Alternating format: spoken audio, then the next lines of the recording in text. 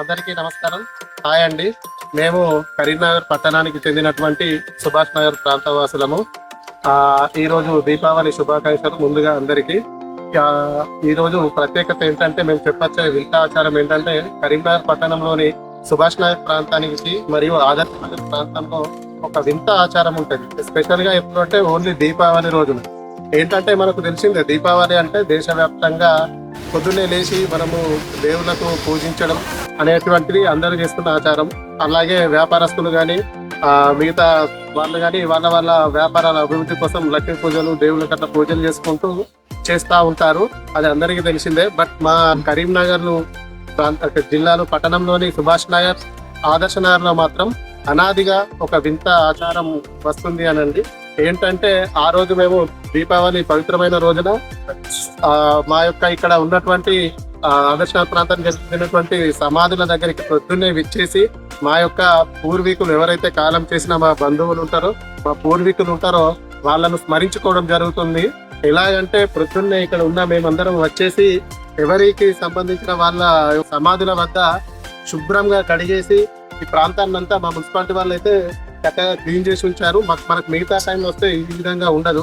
కాకపోతే ఈ రోజు మాత్రం చక్కగా క్లీన్ చేసి ఉంచారు. వాటికి పెయింట్లు వేసి వెళ్ళడం జరుగుతుంది.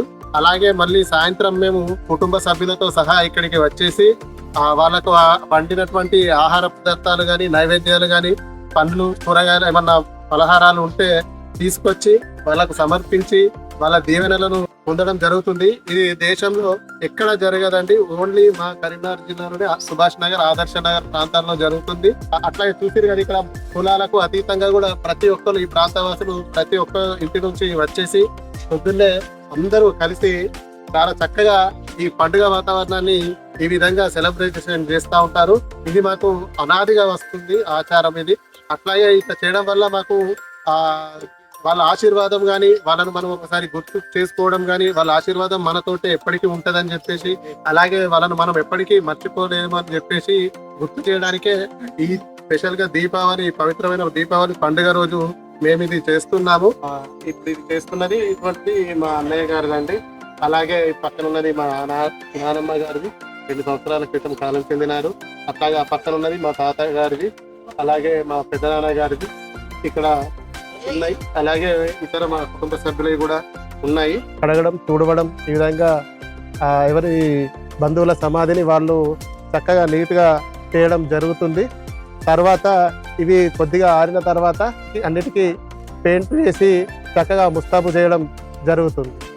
ప్రతి సంవత్సరం మున్సిపల్ అధికారులు మాకు ఈరోజు ఈ ప్రాంతాన్ని అంతా శుభ్రపరిచి గోడలకు పెయింటింగ్ వేసి చాలా కొత్తగా ముస్తాబు చేస్తారు. అలాగే నీళ్ళ సదుపాయం కల్పిస్తారు. మాకు ఎటువంటి ఇబ్బందులు కలగకుండా.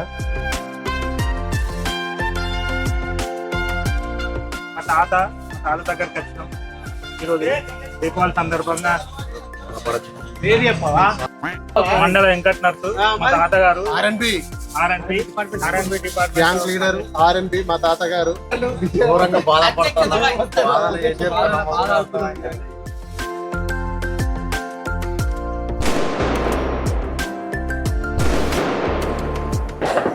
కుటుంబ సభ్యులతో పిల్ల పాపలతో మేమందరం విచ్చేసి మా పెద్దవాళ్ళ స్మృతులు వాళ్ళ జ్ఞాపకాలను నెమరు వేసుకుంటూ వాళ్ళు మాతో గడిపిన అనుభవాలను వాటి అన్నిటిని గుర్తు చేసుకుంటూ ఈరోజు మేము వాళ్ళ ఒక ఆధ్యాత్మిక దీపావళి అంటే మాకు ఒక ఆధ్యాత్మికతో పాటు మా బంధువులు మా కాలం చెందిన బంధువుల గుర్తులుగా కూడా ఆ దేశంలో ఎక్కడా లేని విధంగా మేము వాళ్ళను గుర్తు చేసుకుంటూ ఈ కార్యక్రమాన్ని కొనసాగిస్తున్నాం.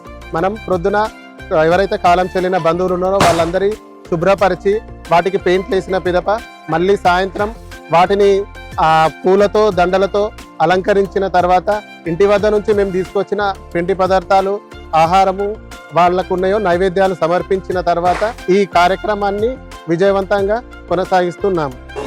ప్రతి సంవత్సరం మేము దీపావళికి సమాధుల్లో చేసుకోవడం ఎంతో ఆనందంగా ఉంది. ఎక్కడ లేని విధంగా ఏ ఊర్లో లేదు, ఏ రాష్ట్రంలో లేదు. కానీ మా కరీంనగర్ జిల్లాలోనే ఈ పండుగ దీపావళి పండుగ సమాధుల్లో చేసుకోవడం మాకు ఎంతో ఆనందంగా ఉంది. మా మున్సిపల్ కార్పొరేషన్ వాళ్ళు కూడా మాకు ఎంతో సహకరించారు. వాళ్ళకు ఎంతో ధన్యవాదములు.